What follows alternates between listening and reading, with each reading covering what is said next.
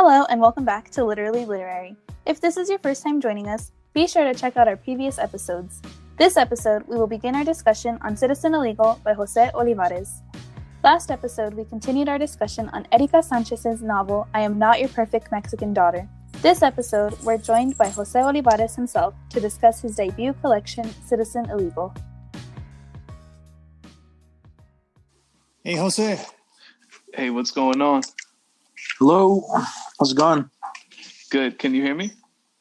Yeah, we can hear you perfectly. Excellent.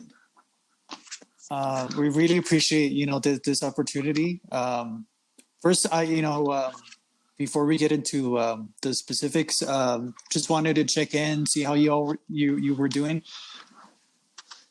I'm doing okay. Kind of scared for a lot of my family and just a lot of people. But so far, I haven't felt any symptoms, so I'm just trying to stay safe and trying to do what I can to help people. It's really good to hear, same here. I'm glad we're still able to connect. And of course, we were all very bummed that your visit wasn't able to work out.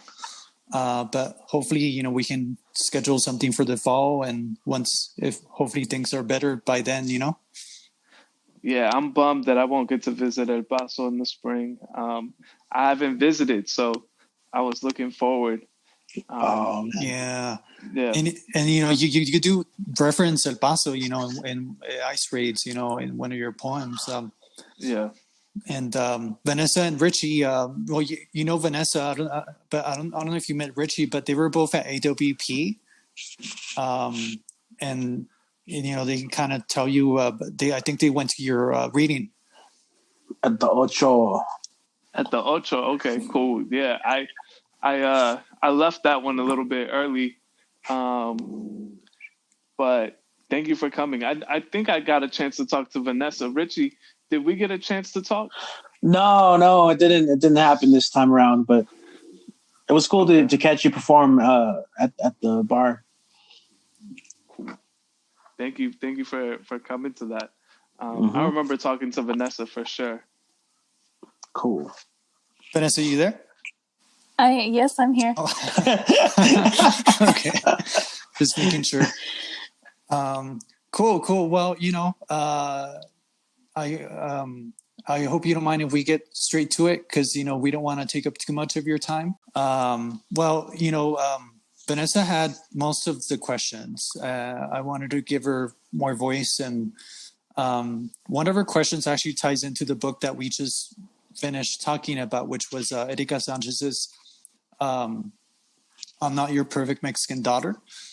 So we just finished talking about a couple of days ago, so it's fresh on our mind as we're talking about yours, Citizen Illegal.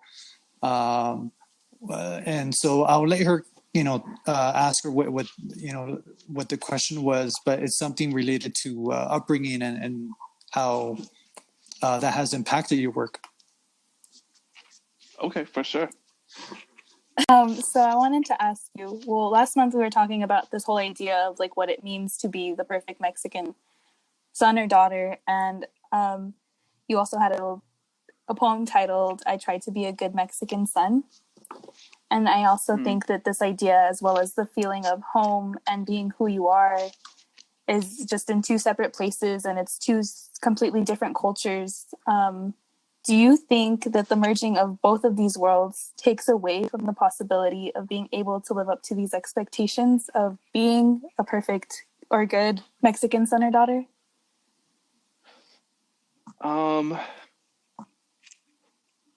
Do you mean the merging of the two worlds, as in growing up in the United States, but kind of merging Mexican culture, American culture? Is that what you mean? Yes. Yeah. I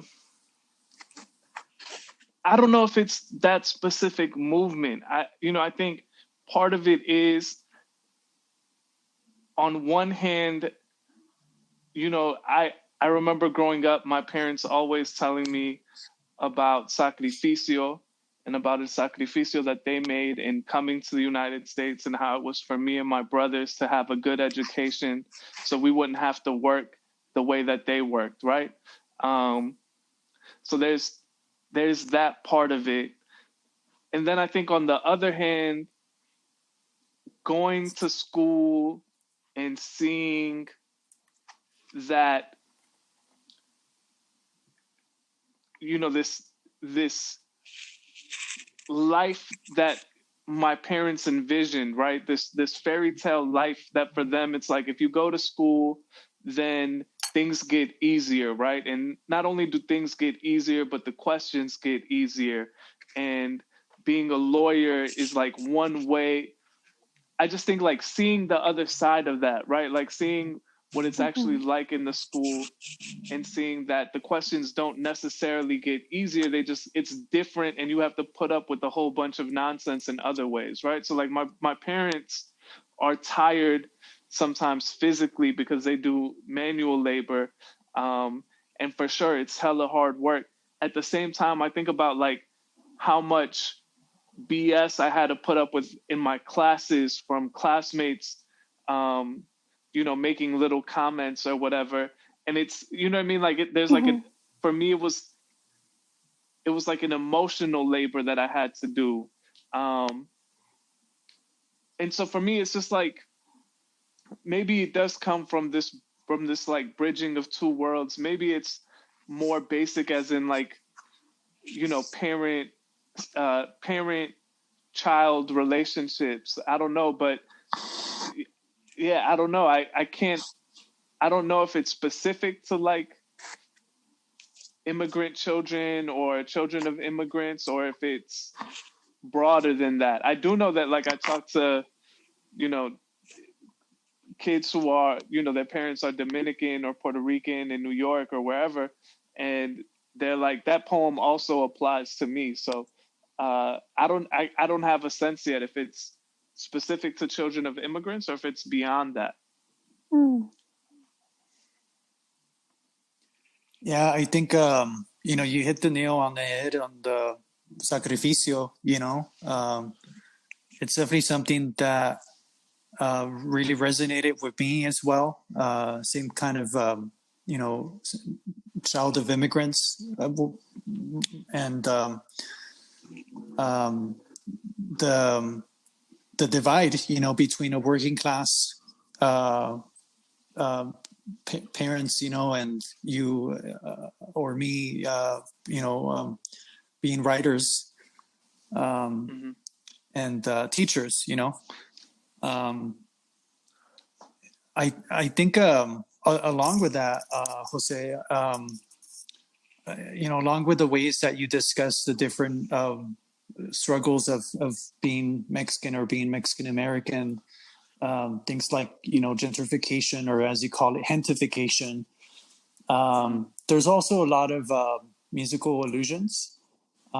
Starting with your Jay-Z epigraph. And so Vanessa had a question about that for you.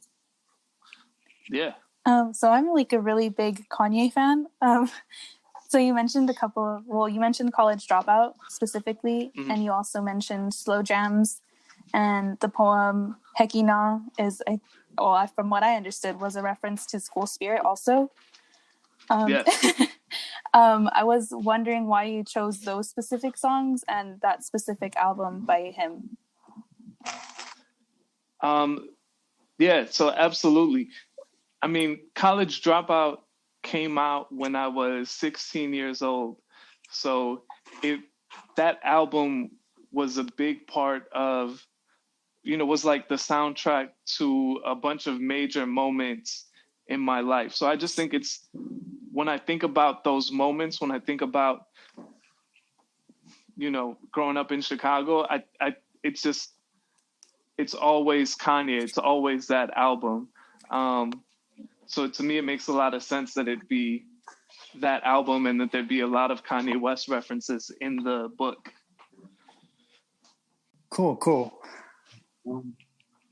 And Jose, aside from the music, there's a lot of other allusions, not just to Mexican culture, but to Tupac. And I think something we were talking about pre-show was your writing style, and so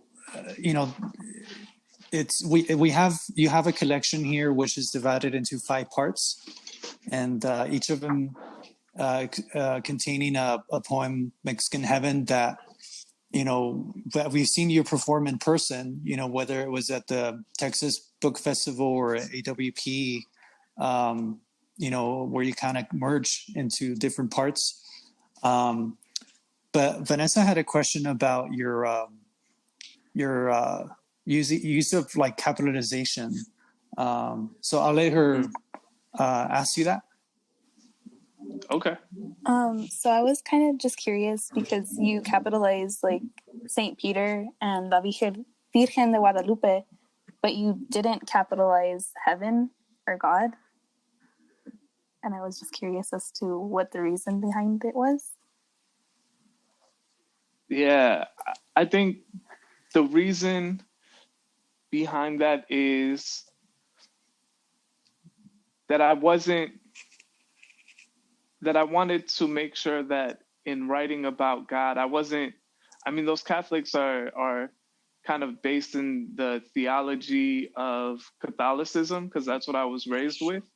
But when I think about God, for me, it's not like a capital G God, because I don't think about there being one God and there's like a correct God and a wrong God. For me, I think about God in the lowercase because I think of God as being many and being kind of everywhere. And so for me, that's why God isn't capitalized. And then heaven, I think for the same reason. I was thinking about, particularly that poem is the imagination of many different heavens, some which are, turn out to be, maybe not as golden as they seem from the outside looking in. And so that's why I also did not capitalize heaven. That's very interesting, Jose. The conception that you describe of a God figure, and I mean, it sounds pantheistic, the way that you describe it. This kind of God is everywhere kind of view of looking at it, and I think along the same lines, all of us were also curious about your influences. Me in particular. Yeah. As we've talked about before here, that you have a lot of musical allusions, a lot of religious allusions, cultural allusions, a lot of odes. You have, as Vanessa had mentioned, with you don't capitalize some words, and things like that. And I read your acknowledgments, and you have a lot of titans in our poetas who I also admire, Nate Marshall, Ada Limon, and so many others. And so my question that Richie was also going to follow up with, because they're related, was just about, your influences, what kind of shapes you, what kind of, who you read, that really stuck with you, that made Citizen Illegal the great work that it is. So that was my question, but Richie was going to follow up on that since it's along the same lines. Yeah. Wait, but was that like a question to be answered first, though? No. Yeah, do you want me to answer first? Sure, if you want to answer first, and then Richie can follow up. Okay, cool. I'll adapt, yeah. All right. I have a whole lot of influences. When I was writing Citizen Illegal, in particular, my influences were Ada Limon, Natalie Diaz, maybe a little bit of Sandra Cisneros, and in particular the way that like Mango Street is written in vignettes. I think often I think about writing in vignettes, and I think the vignette is powerful, and I think I get that from reading Sandra. And then I also think like the odes come from being in workshops with mentor poets in Chicago, people like Kevin Koval, and Idris Goodwin and Krista Franklin that are kind of always assigning odes. And you know, I think there's like a bunch more influences. I think when I was revising the book, I was reading Natalie Senter Zapico's first book, The Virgin Cities, Yeah. which was a huge influence. Like I think, like specifically, I can tie the poem "Gentrification" to Natalie's book, because there's this way that in that book, especially, I mean, her second book is also great, but I hadn't read it at that time. There's like this building of an imagery and that is somewhat related, but the leaps are kind of, it moves in a sense that is other than logic, right? Like the images kind of lead to one another, even if, you know, logically they don't make sense. In the form of the poem, they do. And so I think I was thinking about that. So I think there's like a lot of little things that I pulled from many different books that I love, but those are some of the ones that were really important to me while writing Citizen Illegal.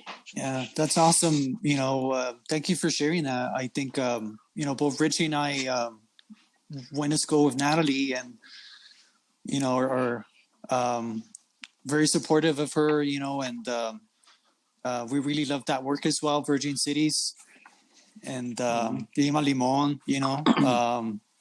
So, yeah, I mean, you're just kind of striking a lot of chords here with us. And it makes sense what you mentioned. You know, I think, you know, the writing workshops you mentioned, Richie was talking about a pre-show actually about how odes are something that is readily understood to students, you know, and something that they find, you know, a voice in. And I think, you know, that kind of goes to the power of poetry, you know, that it seems inaccessible to many. And to many of our students, it does seem that way, you know, but that's why I'm all about teaching contemporary poetry like you and, you know, others who they see themselves in, you know, that's part of the reason why we have this podcast too. But yeah, thank you again. Yeah, for sure. Yeah, right on. Wow, that was a lot, huh? to kind of wrangle in, and because you know, I'm thinking of like all the questions leading up to now, you know, and whenever I talk to a writer, you know, I always like to ask, you know, who were your teachers, you know, as you not just growing up, but as you learned the craft, and I'm not speaking strictly in an academic sense, but you know, you've touched on these, but through pop culture, through music, through community, through family. And I wonder if there's any other. I mean, you've touched on a lot of writers. You've touched on some of the music that pulled you through. What about like maybe in community? Yeah, I mean, I think a lot about my peers. I mean, I didn't go to grad school to get an MFA in poetry. I learned, you know, not just the writing of poetry, but also the kind of process leading through publication, through community. So I remember everything from when I was starting to submit poems, and when you submit poems, they ask you for a cover letter, and I didn't know how to write that. So, you know, it was my friends, it was my peers, people like Nate Marshall, who gave me his template for a cover letter, so that I could submit poems for publication, right?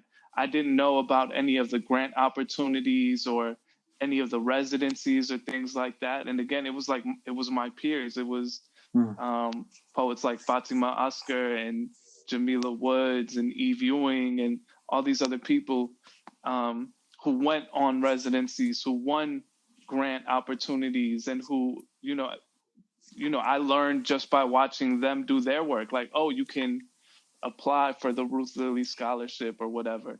So I think my peers have been a big part in kind of teaching me, and I think we kind of teach each other. Yeah.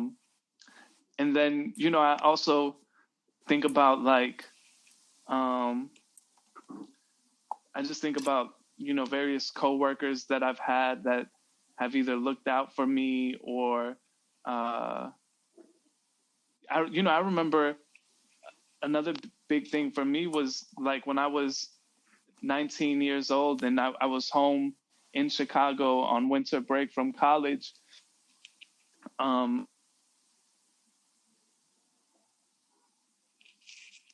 sorry, I got disconnected for a second. Can you hear me? Oh, yeah, you're good. You're good. I was on the edge of my seat waiting for the, waiting for the rest. Well, when I was 19, it felt like a 3.0. I came back to Chicago, and this guy, Michael Hefflinger, he invited me to be a featured poet at our local open mic. And, I didn't have any poems published. I didn't have any books. I was still a teenager. I was, but I was still so young in the process, but getting that opportunity meant the world to me. And it made me feel so professional in a sense. And it was so encouraging. And so I think about all those small moments too, right? Of people just like believing in me, but, when at a time when, maybe I didn't really know exactly what I was doing. Yeah, that's amazing. Very important gesture, right? That's solidarity, that support in our communities through our peers. And thank you for and that. I'm also glad, Jose, that you bring up open mics, because I know that like that's kind of where you cut your teeth and how a lot of people found out about you. And not to kind of just to make a local connection, we were hoping to have you at an open mic here because Richie here runs the Barbed Wire Open Mic series. And, obviously right now we're not doing it, but it's something that we do see a lot of community solidarity that Richie was talking about. And a way to people just kind of display their work, and eventually, Richie knows of people who ended up, publishing those poems or whatever it is that they performed, subsequent to those first moments that you reference. Yeah, and I mean those spaces are so important because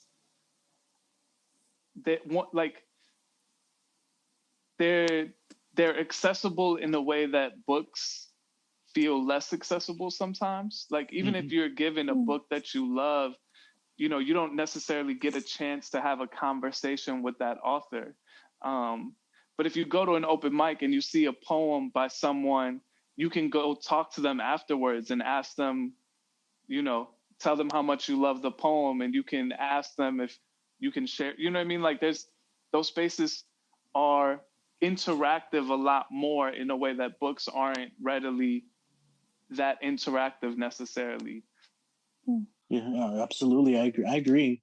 And a lot of opportunity for growth in different ways than you might not expect. Oh, absolutely. I mean, to this day, like when people ask me about how I learned, I learned by going to open mics all around Chicago. And if a poem, it wasn't enough that a poem played in one open mic, but if I could like go read a poem and have it go well on the southwest side of the city and also read it on the far south side and on the north side, then I could see that I was doing something that was working on multiple levels, right? Because multiple different people could find ways into it, and I could keep it grounded in one place or the next. But they're absolutely great places to learn. Yeah. Cool. Yeah. I'm glad we were able to talk about that, because right now, as I was saying, like, it's something that we all here in the city miss. And me myself, like I kind of realized how I kind of might have taken it for granted, like you finding out all these things that we're taking for granted because they're no longer there, and but yeah. Yo, you don't even know how many people are messaging me every day about how much they miss the space to be able to like vent with people, to the mic. So yeah, I get you. It's important. It's important. And there's so much that I love about open mics. But I think from a craft perspective, people think sometimes like don't realize, like you were saying, like how much you can learn if you're paying attention and like really participating, right? Open mics are great places to learn. Yeah. Well, along with that, Jose, just maybe one final question for you.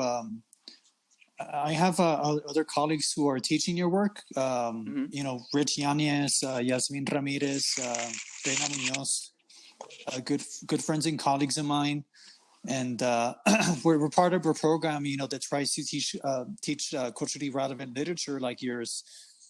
And so, like I said, that's why we're all the more bummed that this isn't going to be able to happen. But of course, safety first. But I was just wondering if you had a message to them, since they'll probably be listening. Whether students will actually be assigned to listen to this, and if you had a message to the students of El Paso, Juarez, and Las Cruces, or to the instructors who will be teaching your work. Yeah. First, I just want to say what's up to El Paso, Juarez, Las Cruces. I'm bummed that I can't be there in person to actually have conversations, but hopefully in safety and in health, that time will come. I want you to know that I made the book, that I made Citizen Illegal, thinking about reaching students, thinking about teachers, thinking about how I could be of service to Latinx people, to Mexican Americans and Chicanos. I wrote the book without translating the Spanish, in part because I wanted anyone who picked up the book to realize that they were welcome, that they weren't, I wasn't trying to translate to a white audience. So I was writing it kind of hoping that it would find you. And I want you to know that it means so much to me to know that you're reading the book, if you're reading it. If it inspires you to write your own work, then I encourage that. And if it inspires you to ask questions, then I encourage that. And if it inspires you to critique some things, then I also encourage that. And yeah, I'm excited to hopefully one day get a chance to go and not just get to read my own poems, but to get to sit at the open mic and get to listen to your poems and hear about what you're doing and what you're going through and what you have to say. And yeah, really, I just want to say thank you. And yeah, it means a lot to me. Thank you so much, Jose, for that message. And this is a time when I think poetry is all the more important. Because we're sitting alone and on our homes, and we're reading, we're listening to things, and we really appreciate your message of solidarity to us here. The way that you speak in your poetry and in your open mics, will really resonate with our students. So yeah, thank you again. I don't know if Vanessa and Richie had any other messages. Just thank you. Thanks, y'all. Yeah. I'm really happy that we got a chance to connect and talk. Me too. I really appreciate that you were able to do this. I'm glad that it was able to work out, at least through the podcast. Want to send you, our best wishes for your health and safety for you and your familia. And hopefully, we can be in touch later on this year. Yeah, and likewise, I hope that you all stay safe, that your family stay safe, and loved ones stay safe. And yeah, I'd be really happy to talk anytime. Awesome. Thank you, Jose. You take care. Right on. Saludos. You too. Thank you. Saludos. Nos All vemos. right, bye. y'all. Bye. Thanks for joining us on this week's episode discussing Citizen Illegal with Jose Olivarez. And if you haven't read it, we hope we inspire you to pick up a copy. Literally Literary is brought to you by the Mellon Foundation through the Humanities Collaborative at EPCC and UTEP. Follow us on Instagram at literallyliterary.ep and on Twitter at literallylitep.